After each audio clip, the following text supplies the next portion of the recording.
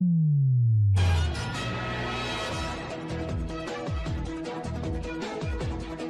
watching Sun TV, broadcasting to the world from studios in Providenciales, in the beautiful binational Turks and Caicos Islands. Sun TV, your source for real news as it happens.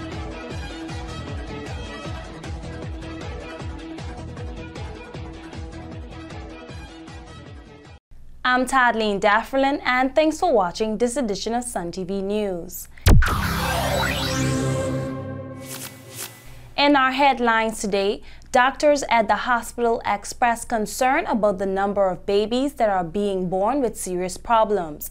We also hear that many tourists come to the islands to snorkel and dive, but they are not properly equipped or prepared for this activity, and some of them drown.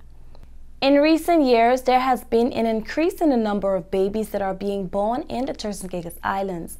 But hospital officials say that along with this increase, there are several serious problems which they are doing their best to tackle. Among the major issues which they have to deal with are babies who are very sick and small, babies who are very difficult to manage because their mothers did not have prenatal care, and then there are babies who were born in the bushes and who need overseas medical attention, but their mothers don't have passports or birth certificates. Sun TV spoke with hospital officials in Providenciales, and they gave some shocking details about some of the problems they face. Dr. Doreen Soler Lorena, head of the pediatric department, said the biggest problem is mothers who don't get prenatal care. The big problem that we always are facing here is the most important challenge is the mother who has no prenatal care. So those babies are really, really sick. And they came with non-one control and babies less than 27 weeks. So that is a big challenge for us because these babies are very sick, very small, and not only young in age, but very small in weight. So those are the more challenging and difficult things to manage in a very preemie baby. Usually they are infected and they have respiratory problems, and then the nutritional point of view is very difficult to deal with a brain who didn't receive nutrition during the pregnancy in so few weeks.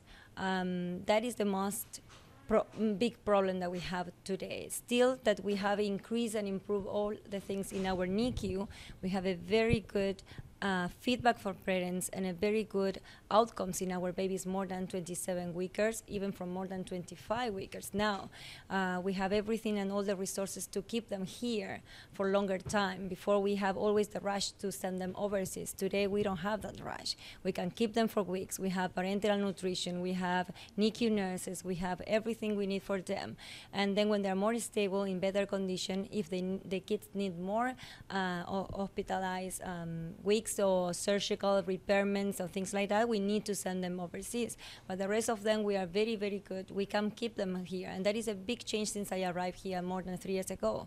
So we just need now to send them overseas when it's a surgical problem or something that we don't have in a team. And then when they are discharged, we send them for follow-up, like for ophthalmologists, hearing tests, things that we still are working on increase because we are a limited staff number. But at least the stay here in the hospital is really good, and the outcomes that we are having is amazing good. But still, we have the little big problem with the ones who has no prenatal control.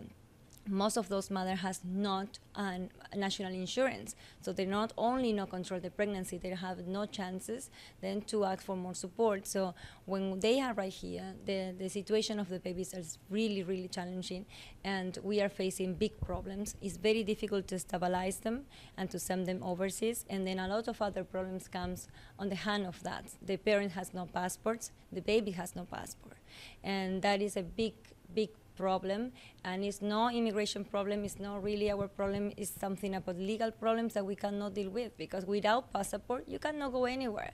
So that is that's a big thing. So even the parents wants to do the passport, the parent has no passport. Some babies who they appear in ER in very bad condition, they don't have birth certificates. Some of them were born in the bushes. So those patients are the very difficult ones that we still are working with, and we are on the hand of National Insurance are giving a very good help to us. The same with the Immigration Office and the citizen registration. They speed up the paperwork. We work all together. In a couple of days, we are able to have some legal documents, but not always. We have a hospital or a country who accept these babies. So still very challenging, but we are working on that. And those babies are less than 26 weekers, so that means less than 800 grams.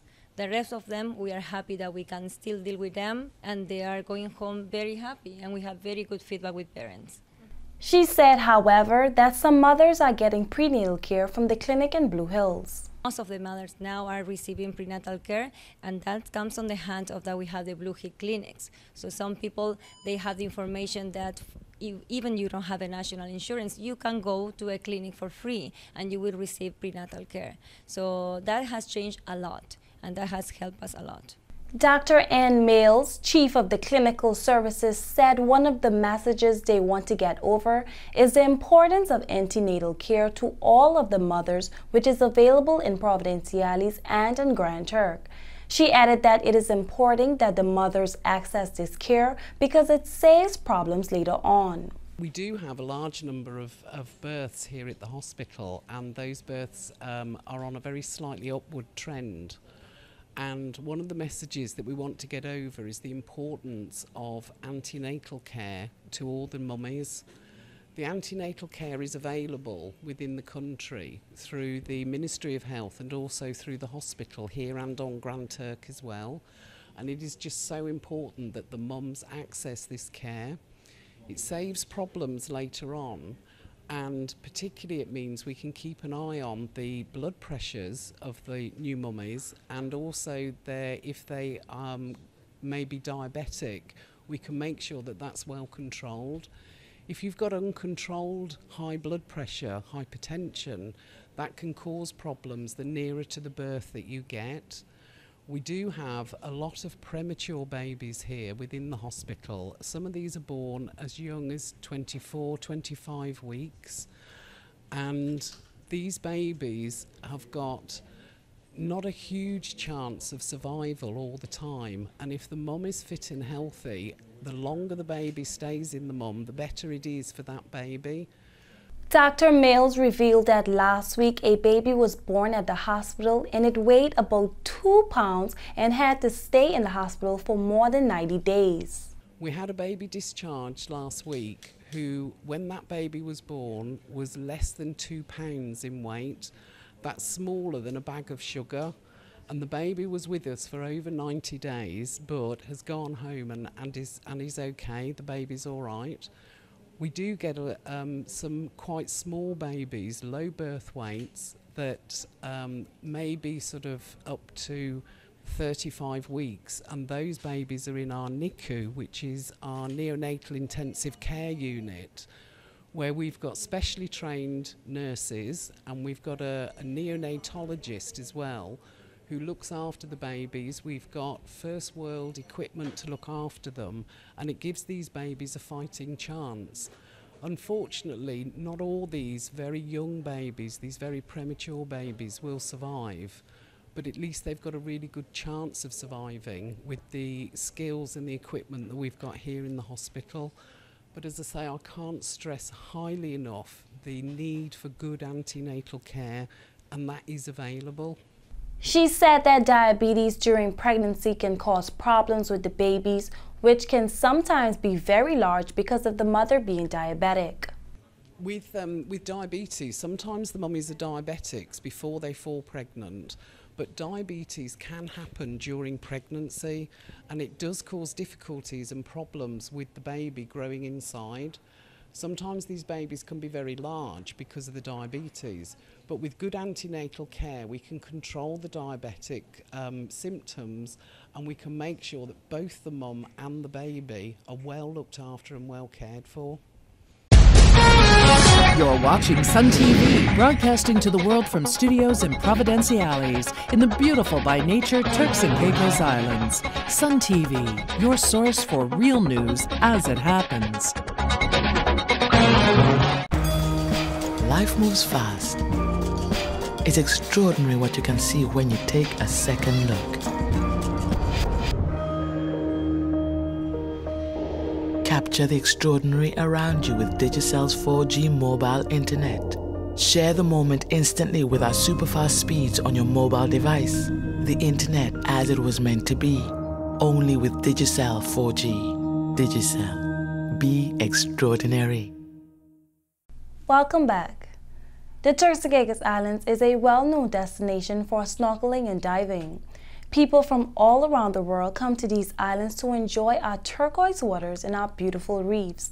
But Dr. Larry Godfrey, Medical Director of Laboratories, said they have a lot of problems with people coming to the country and not being aware of how strenuous it is to snorkel. Here's what he had to say. Well, it's a concern anytime that you have individuals in and around the water. And we being a small island country, we're surrounded by water. We have a lot of problems with people coming down here and not being aware of how strenuous it is to actually snorkel. And almost on about a month and a half basis, we'll have someone get in trouble while trying to snorkel or swim in the ocean. They don't understand that it's a more intense environment when they get into the ocean. They aspirate a little water, that is, they inhale a little water, they get into trouble, and sometimes we lose them. Dr. Godfrey said there are many people who come to the country and think they are fit, but they are not always fully up to the task of snorkeling or diving. Yes, you have quite a few people that come down here that are in excellent physical condition. Individuals that are experienced scuba divers, individuals that are experienced as snorkelers. Most of those individuals do fine. It is the casual tourists that will come down here, and usually old folks like myself, and they will think, well, I can play 9 holes of golf, I can play 18 holes of golf, and I don't get winded. So why can't I just not jump into the ocean and snorkel and not get into a problem? They don't understand that the exertional pattern of swimming with the currents, the wave action, the fact that you have to constantly move your limbs to stay afloat, that is at least 5 times more intense than golf. So they get into the water and they get winded and they get into trouble. That seems to be where most of these individuals occur. He added that there are some visitors who are used to being around fresh water, but he stressed that this is different from salt water. We also have other people that are used to being around the water, but they're used to being around fresh water. Fresh water and salt water are a little different. In fresh water, if you inhale a little water, you'll start coughing and you'll spit it up. There won't be a problem with it. In salt water, if you inhale salt water, because of the different concentration of salt, in a small percentage of individuals, it can set up a condition called pulmonary edema, and you start literally filling your lungs with fluid from your body, and that can kill you. You have to be brought into the emergency room immediately, and that situation can occur up to 30 minutes after they were exposed to the salt water. We see in the last 3 years, I think I've seen 4 cases where that was the mechanism that triggered the drowning. And one individual had completely gotten out of the water and was sitting on a bench before they became short of breath. So people thought, well, that can't be drowning, it's got to be something else. Well, it is with salt water. It can be drowning. It can trigger this pulmonary edema. He said that when you look at individuals that drown, you have to consider other things that may have caused them to get into trouble. We do have individuals that come down here that have had a history of heart problems, have been treated for a heart condition, and then again they get into the water and do not realize that their exertion is going to be greater, and they have a heart problem that will lead to them inhaling the water and drowning. Dr. Godfrey had some words of advice for people who come to the island to snorkel and dive. First of all, know yourself. Know what you are capable of doing, and be very much aware that maybe what you were doing back home in Iowa or back home in Pennsylvania for exercise may not be at the same level as here. Number one. Number two, discuss what your intended plans are on your vacation with your family physician. Say, I would like to do some snorkeling, or I would like to possibly take one of the resort courses and learn how to scuba dive, which is a laudable thing to want to do. Am I physically in shape to be able to do that? And number three, if you are in one of those categories where you're not sure about your capability, you've had some health problems, you're a mature individual, as it were, don't try it on your own. Get with one of our excellent dive companies here that have excellent programs with instructors, and let them coach you through it. Don't try it on your own. Well, that's our Sun TV News Brief for today. Join us again tomorrow when we bring you real news as it happens directly to your computer, mobile device, or smartphone. If you know anyone overseas who would like to keep up with what is happening in the Turks and Caicos Islands, get them to email us at sun@suntci.com so we can add them to our mailing list to get Sun TV News. Thanks for watching. I'm Tadleen Dafferlin.